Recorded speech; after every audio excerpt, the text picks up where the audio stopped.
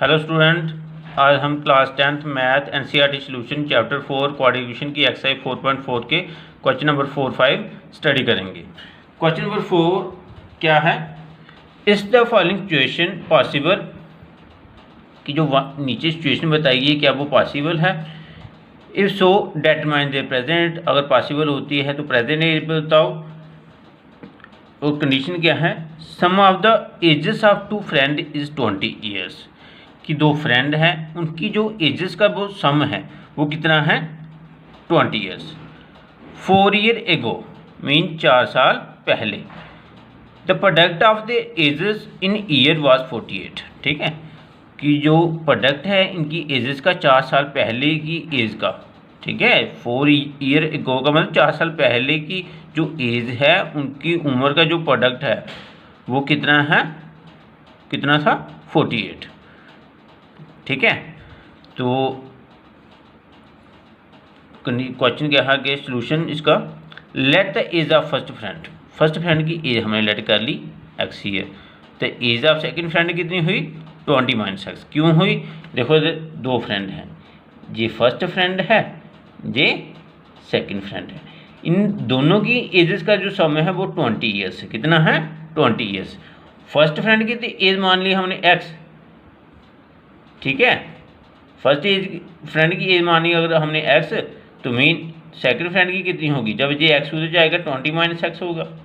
ठीक है, सपोज करो अगर फर्स्ट दो फ्रेंड है, एक की 15 है एज, एक की हमने y मानी है, तो इन दोनों की एज का सम है 20 ईयर्स। तो y अगर इधर रहेगा तो 15 उधर जाएगा, 20 - 15 हो जाएगा, तो 20 - 15 5 होगा। ठीक है, इस तरह मैंने फर्स्ट फ्रेंड जो प्लस सेकंड फ्रेंड, इन दोनों की एज का सम कितना था? 20 ईयर। फर्स्ट फ्रेंड की एज हमने x मान ली, तो सेकंड की कितनी हुई? x दूसरी तरफ चला गया 20 - x। इसलिए मैंने जहाँ लिखा the ages of second friend is equal to 20 - x years. ठीक है, 4 ईयर एगोस 4 साल पहले। ठीक है, एज ऑफ फर्स्ट फ्रेंड। ठीक है, अगर उसकी एज अभी x ईयर है, 4 साल पहले कितनी होगी? x - 4 year. और किसी की उम्र अभी 10 साल है, तो 4 साल पहले कितनी होगी? 10 - 4 6 साल। ठीक है, 10 - 4 6 ईयर होगी या नहीं? इसी तरह उसकी अभी एज थी वो x ईयर थी, तो 4 ईयर गो मीन 4 साल पहले क्या होगी? x - 4 year. Age of second friend की क्या होगी? वो भी 20 - x - 4 होगा। ठीक है, 20 - x - 4, क्योंकि जहाँ उसकी एज हमने 20 - x थी हमारे पास, तो जहाँ -4 हमने करना, क्योंकि 4 साल पहले की बात करें यहाँ, तो 20 - x - 4, तो 20 - 4 16 हो गया, 16 - x ईयर। आगे अकॉर्डिंग टू क्वेश्चन क्या है? कंडीशन क्या है? Product of their edges was 48। ठीक है, इनकी एजेस का जो प्रोडक्ट है 4 साल पहले की एजेस का वो कितना है? 48। इसलिए मैंने लिखा है x - 4 और 60 - x इज इक्वल टू 48। ठीक है, 4 ईयर गो वाली यही एज है, तो इन दोनों का प्रोडक्ट कितना हुआ? 48। फिर x मल्टीपल 16 के साथ 16x हो गया, फिर x मल्टीपल -x के साथ -x स्क्वायर, -4 की मल्टीपल 16 के साथ -64। ठीक है, 4 16 का 64 और माइनस प्लस 4x हो गया इज इक्वल टू 48। जी -x स्क्वायर, फिर 16x plus 4x plus 20x -64 is equal to 48। -x square plus 20x -64, 48 इस तरफ ट्रांसफर हुआ, -48 इज इक्वल टू 0 आ गया। -x square plus 20x -64 -48 -112 is equal to 0। Minus आपने कॉमन ले लिया, x square -20x plus 112 equal to 0। ठीक है, जब आपने माइनस कॉमन लिया, जहाँ प्लस आ जाएगा, जहाँ प्लस की जगह माइनस और जहाँ माइनस की जगह प्लस, तो आपके पास ये कंडीशन आ जाएगी। ठीक है, ये आपके पास क्वाड्रेटिक इक्वेशन बन गई। तो इसको आप क्वाड्रेटिक फार्मूला से करो, मीन डिस्क्रिमिनेंट मेथड से करो आप जहाँ। ठीक है, कोई भी आप कर सकते हो, लेकिन क्या पता है जहाँ इसके बाय फैक्टरेशन से रूट ना बने, इसलिए आप इसको किससे कर रहे हो? बाय डिस्क्रिमिनेंट मेथड से। तो compare with ax square plus bx plus c equal to 0, a is equal to 1, b equal to -20 और सी इक्वल टू 112। तो डी किसके इक्वल होता है, b square minus 4ac। B की वैल्यू क्या है, -20 का स्केयर माइनस 4a1 है, सी 112। 20 का स्केयर किया 400, 4 1 का 4 और 112 का 448। ठीक है, तो 400 में -448 -48 आ गया, -48 जो माइनस में आया है। ठीक है, 48 जो किस में है, माइनस में जी लेस देन 0 हुआ, 0 से कम वैल्यू हुई। नेचर ऑफ रूट्स में मैंने आपको बताया था, अगर जो डी है अगर वो लेस देन 0 हो तो इसका मतलब नो रियल रूट्स, उसके कोई भी रियल रूट नहीं आता। तो इसलिए जहाँ डी लेस देन 0 है, लेस देन 0 का मतलब 0 से कम है। ठीक है, -1 -2 इस तरह होता है, 0 से कम। तो ये -48 आ रहा है, 0 से कम हुआ, तो इसका मतलब given equation has no real root. अगर इसके रूट ही नहीं आ रहे तो इसका मतलब given situation is not possible, इसकी जो सिचुएशन है वो पॉसिबल नहीं है। ठीक है, क्योंकि अगर ये डी लेस देन 0 आ रहा है, माइनस में आ रहा है, तो इसका मतलब रियल रूट नहीं आ रहे। अगर रियल रूट नहीं आ रहे, एक्स इसके मीन एक्स की वैल्यू कोई नहीं आएगी, मीन एज कोई भी फ्रेंड की नहीं आएगी। अगर कोई भी फ्रेंड की नहीं आएगी तो इसका मतलब जिस सिचुएशन जो उन्होंने बताई है, क्या सिचुएशन बताई है कि दोनों फ्रेंड की एजेस का जो समय 20 ईयर है और 4 साल पहले की जो प्रोडक्ट है वो 48 ईयर, उनका ये जो सभी कंडीशन बताई है वो पॉसिबल नहीं हो सकती। ठीक है, तो ये क्वेश्चन नंबर 4 हुआ कंप्लीट आपका। आगे क्वेश्चन नंबर 5,